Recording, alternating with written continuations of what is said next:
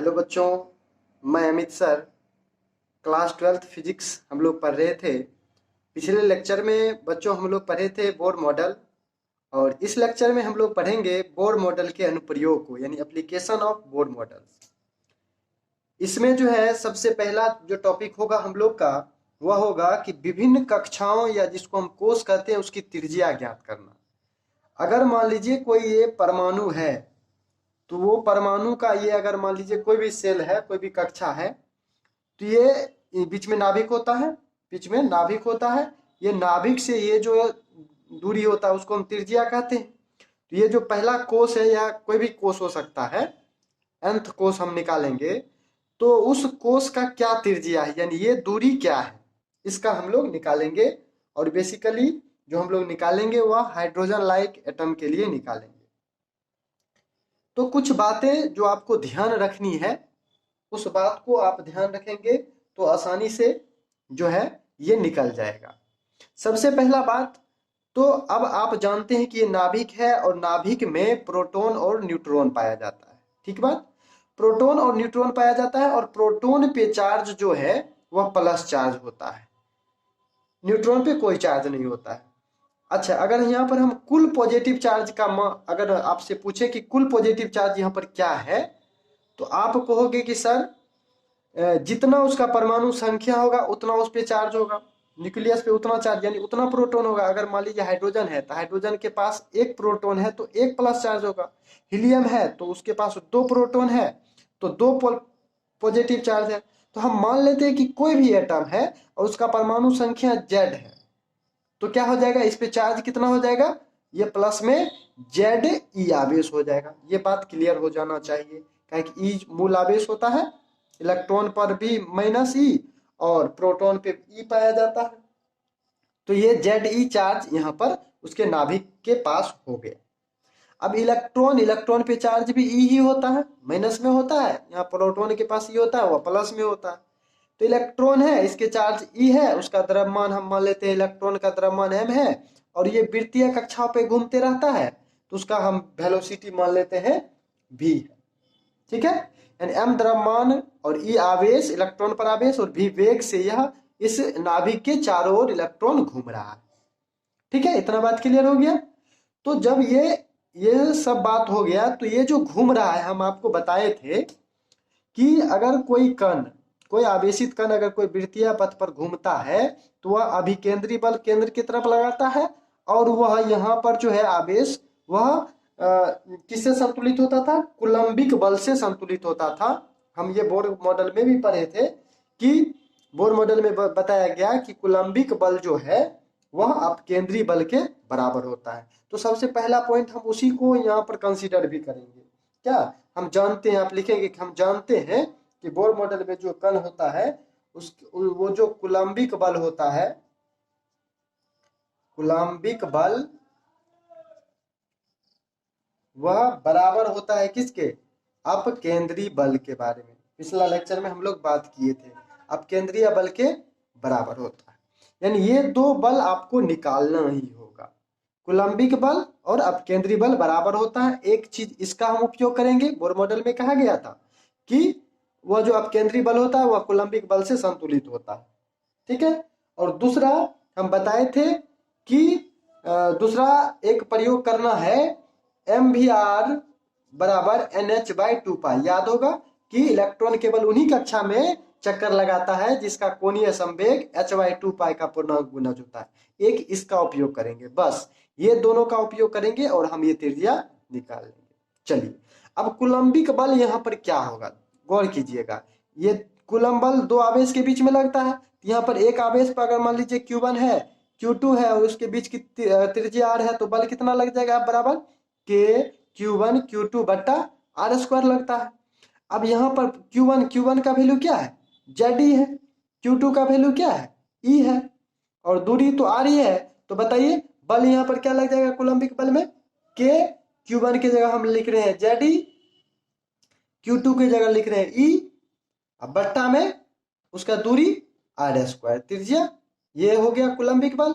और अपकेंद्री बल तो आप लोग जानते ही होंगे कि अगर कोई कण जो है, जिसका द्रव्यमान m है, v वेग से r त्रिज्या पर अगर रोटेट कर रहा है, वह वृत्तीय v वेग से घूम रहा है और त्रिज्या r है, तो अपकेंद्री बल हमेशा तो यही लगता है यार, mv² बट्टा r लगता है। ये बात तो आप जानते होंगे, अगर नहीं जानते हैं तो इसको भी नोट कर लीजिएगा। तो अपकेंद्री बल क्या हो जाएगा यहाँ पर, mv² बट्टा r।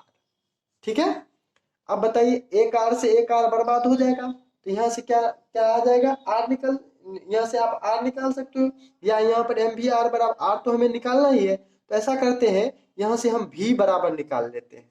तो चलिए पहले ये एक आर से एक आर कट गया, आर इधर गुना हो जाएगा तो आर आ जाएगा, तो क्या हो जाएगा, यहाँ बच जाएगा के जेड ई मिल के ई स्क्वायर बराबर क्या हो जाएगा, इधर आर कर दो, M V square into R, यहाँ से हम वी स्क्वायर निकाल लेते हैं।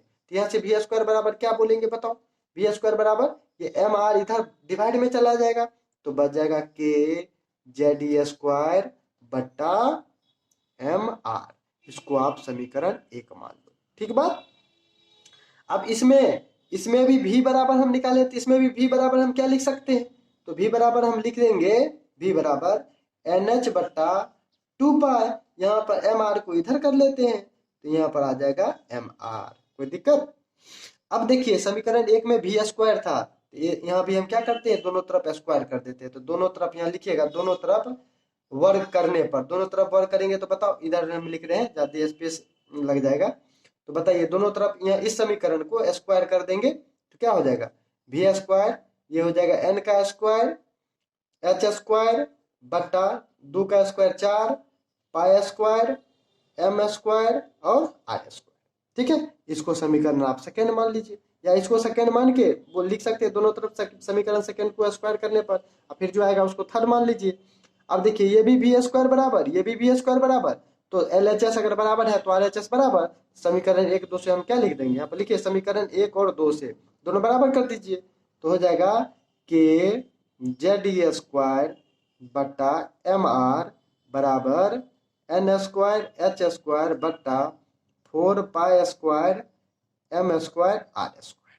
ठीक है, देखिए कौन कौन कटेगा, एक एम से एक एम बर्बाद, एक आर से एक आर बर्बाद, तो एक आर बच रहा है फिर भी, तो क्या करते हैं आर को इधर क्रॉस मल्टीप्लाई कर लेते हैं, तो क्या हो जाएगा K Z E square into 4 pi square M into R, ये पूरा इधर तो कट गया, तो इधर बच गया एन स्क्वायर एच स्क्वायर।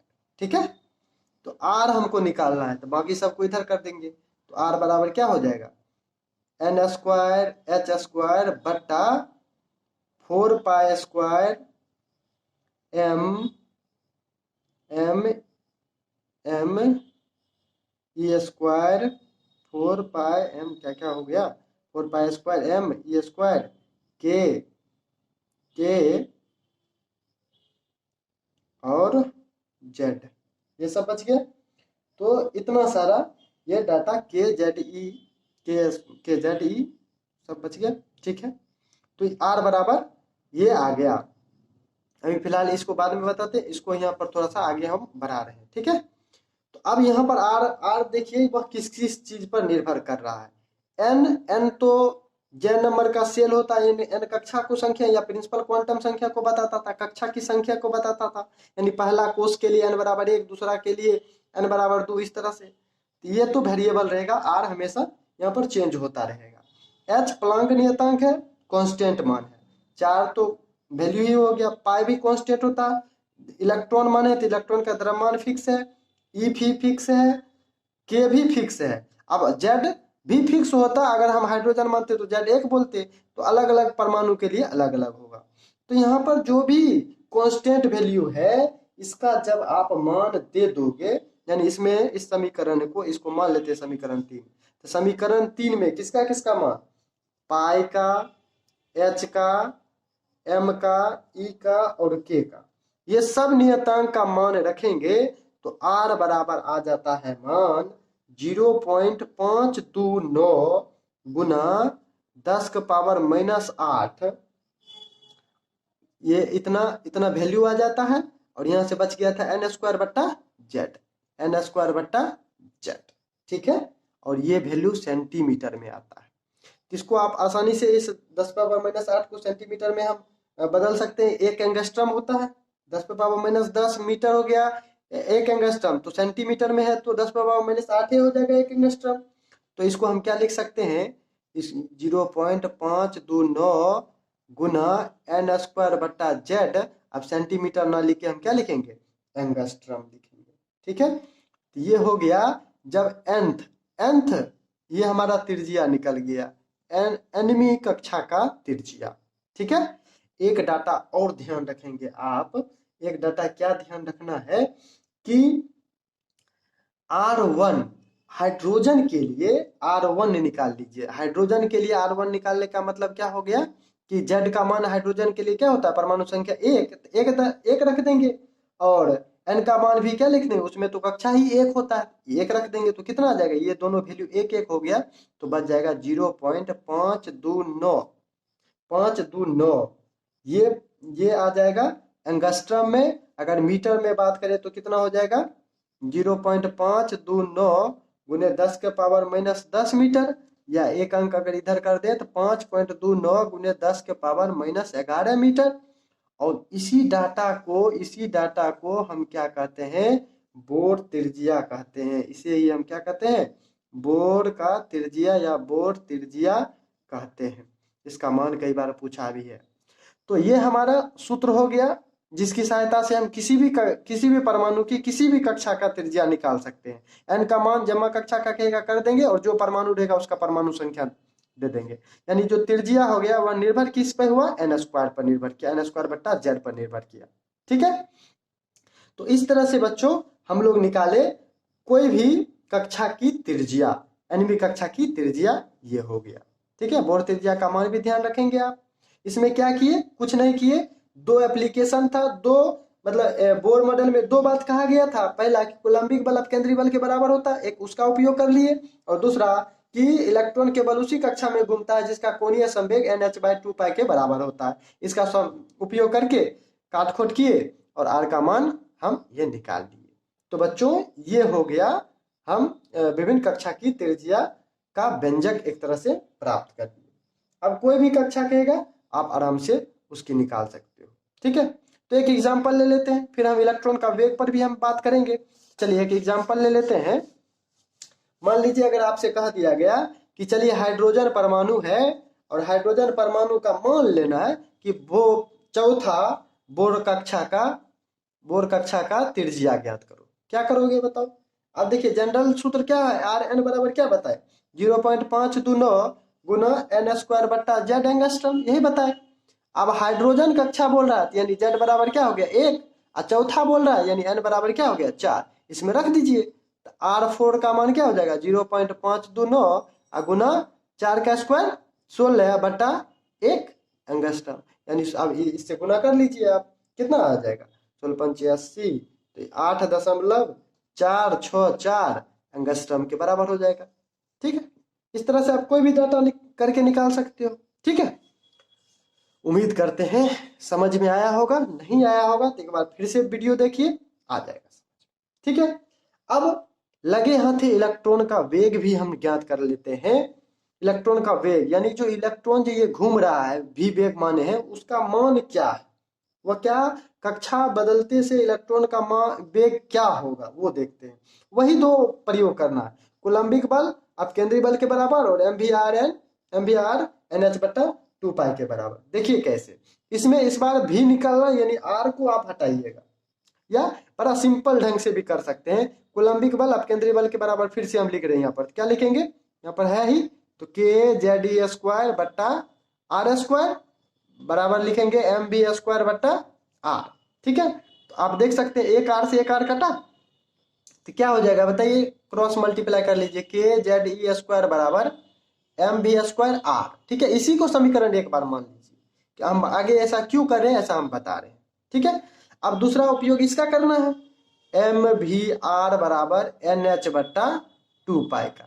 अब जरा गौर से देखिए, इसमें mvr है, एक भी एक्स्ट्रा स्क्वायर में दिया हुआ है, नहीं तो ये डायरेक्ट इसके बराबर होता। तो ऐसा करते हैं, इस समीकरण में इधर भी एक भी से गुना कर लेते हैं और इधर भी एक भी से गुना कर लेते हैं, तो इधर क्या हो जाएगा mv² r हो जाएगा और इधर क्या हो जाएगा nh/2 2 पाई इंटू भी हो जाएगा। अब इसको सेकंड समीकरण मान लीजिए। अब देखिए ये दोनों ये इसके बराबर है, ये इसके बराबर है, तो ये दोनों आपस में बराबर होगा, बराबर कर लीजिए। के जेड ई स्क्वायर बराबर हो गया एन एच भी बट्टा 2 पाई। हमको भी निकालना है तो भी इधर आ जाएगा, क्रॉस मल्टीप्लाई कर लीजिए। 2 पाई के जेड ई स्क्वायर बराबर एन एच इंटू भी, तो भी बराबर क्या हो जाएगा बताओ? भी बराबर हो जाएगा 2 पाई के जेड ई स्क्वायर बट्टा एन। अब इसमें भी देखिए सब मान, दो कांस्टेंट हो गया, पाई का मान, के का मान और जेड और ई का मान सब रख देंगे तो भी बराबर आ जाता है 2.188 गुना 10 के पावर 6, यहाँ पर कांस्टेंट वेरिएबल क्या, जेड बट्टा एन, और ये मान मीटर प्रति सेकंड में आता है, वेग मात्रक मीटर प्रति सेकंड, यानी ये इसका व्यंजक आ गया।